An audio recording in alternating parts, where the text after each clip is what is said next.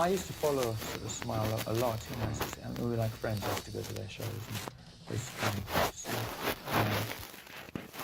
What did you see in what Brian and Raj were doing with Smile? Nothing. I don't know, I think they had the basic ingredients of what we wanted to do, which was a sort of couple sort of hard rock with an overlay of harmonies, you know. So we decided we'd, you know, take the plunge. And it was then I sort of thought about the name Queen. You know, I had it in the back of my mind. I thought one day, you know, that could be, we could put that to good use. Why Queen?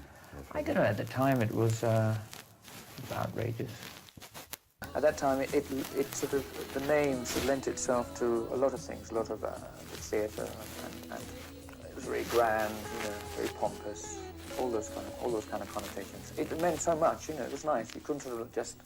It wasn't just one precise label. It meant a lot of things. I mean, you know, there was a long sort of gap. Yeah. Between actually forming Queen and actually having a recording contract. We'd formed Queen before. I mean, I can say this, you know, now before sort of David Bowie had done anything. Hard rock in those days was always done sort of in the blues way, where it was kind of 12 bars and lots of heavy crashing chords. And then there was the other side where it was a lot of melodic sort of ballad type things. And I just thought, why can't the two come together? I mean, why can't you have a good melodic song with a lot of heavy content? And we just thought that would be interesting. Basically, it is a participation thing. I've been very cold-blooded, and I'm just thinking in terms of how we're going to sort of adapt it on stage, and then how people are going to. It's a public stroke group thing, really. Still about writing for a second, Freddie. How prolific a writer are you? Oh, I write a dozen a day. Does it come easy?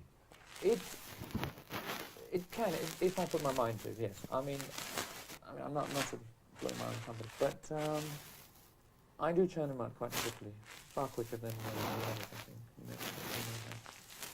But what are the ideals for the sort of circumstances? I have to be alone. I have to be left alone, locked up. Concentrating. Usually, the way I write is I get the sort of melody first, because that's the most important. And it comes easier to me anyway. I work out the melody, I work out the song structure, and then somehow the words fit in after. Lyrically, I'm very bad actually. I really have to work. I hate lyrics. I wish I had a Bernie Taupin, you know, where I just suddenly just gave me the lyrics.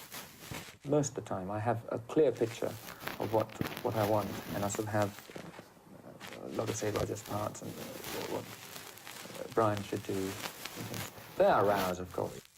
To try and keep their attention, you've got to really tempt them. Like, okay, you can have a little break, have a coffee and biscuits, and then while they're sort of in a good mood, grab them, you know, and do another sort of 50 million overdubs. We had a clear picture of what we wanted to do. There were certain fixed ideas we had, and we were going to bloody do them, you know, whether people said yes or no. The moment we came out with the first album, it put us in an immediate heavy category. And to a lot of other bands, I mean, that would have meant, oh, great, you know, let's do what the media expects us to do. But we didn't. I mean, we knew we wanted to do a particular thing, like sort of branch out into sort of actual songwriting. We don't look upon singles as sort of, I don't know, as say other people look upon singles, you know, like commerciality. I suppose that's one of the ingredients. But I think it's just our way of saying this is what we do. And we felt that Bohemian Rhapsody summed it up. Sort of complex harmonies. You know, it's full of extremes, and we thought, why not? It was one of the songs I had a lot of fun in, because I thought, I'm going to do exactly as I please. Do as many multi-layer harmonies as possible. You know, go well over the top. And, you know, didn't give a shit about anybody else. It was a very big risk. I mean, I remember Roger saying it was one of those things that we said, okay, it's either going to be a huge flop. As it was a song of extremes, you know, I thought that was the way we were going to approach it. How does the studio situation work, Freddie? You mean amongst us? Yes. Between us? Yeah. If I write a song, then I sort of take it upon myself from the actual writing stages to the rehearsing, to the routining, and to the recording as being my project, so I sort of handle that. with my kind of songs, I seem to sort of more or less have everything rehearsed and everything's sort of written out. Because pulling We Are the Champions off the new album, that seems to me to have thoughts and sentiments in it that you must have been wanting to express for some time. Is that true? Oh, cold, heartless bugger. No, absolutely nothing. It's just pure commercial. Call it what you like. Do you enjoy writing productions, then? Do you enjoy working? Yes. You can get sick of it, though. We've decided that on our albums, you know, we wouldn't spend as much time as we've done in the past. Because I just think that, especially with News of the World, I think we actually did decide before we went in that it was going to be a short album as far as screen standards are concerned. I mean, so that was like 2 months before. We had something like a week and a half, 2 weeks to actually write all the material in. And that was nice, so that we didn't fall into this thing of it being overripe before we actually recorded it. Especially a group in our stage of career can fall into the trap where we can have as much time as we want in the studio. And you can just go and say, look, I'd like to try another area of this. But now I think it was up to us to decide from the very onset that this is the decision. You know, this is what we're going to arrive at before we got there. And we were going to say, okay, this is it. And I feel like I did that. I mean, okay, I could forever go on saying that I could have done, say, We're the Champions a bit better.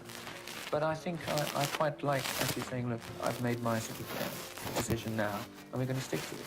And it's worked out pretty well. It's the most egotistical and arrogant song I've ever written. And from that, I mean, I can live in the kind of lifestyle that I'm used to. I'm very sort of grand. I love it. I am. I mean, I live in a very sort of. I love to sort of. I'm very extravagant. And I don't know, one way or other, even when I didn't have any money, I sort of seemed to. It's I don't know, something that is close to me. I just love enjoying life. I just feel that there are sort of balletic moments in our sort of repertoire. A lot of our songs require sophistication and grace and this and that. And I think there is a certain parallel to ballet. Yeah. Again, are you conscious of writing at all with the idea of what? No, writing is a total different thing. I mean, I wear my ballet shoe every time I write.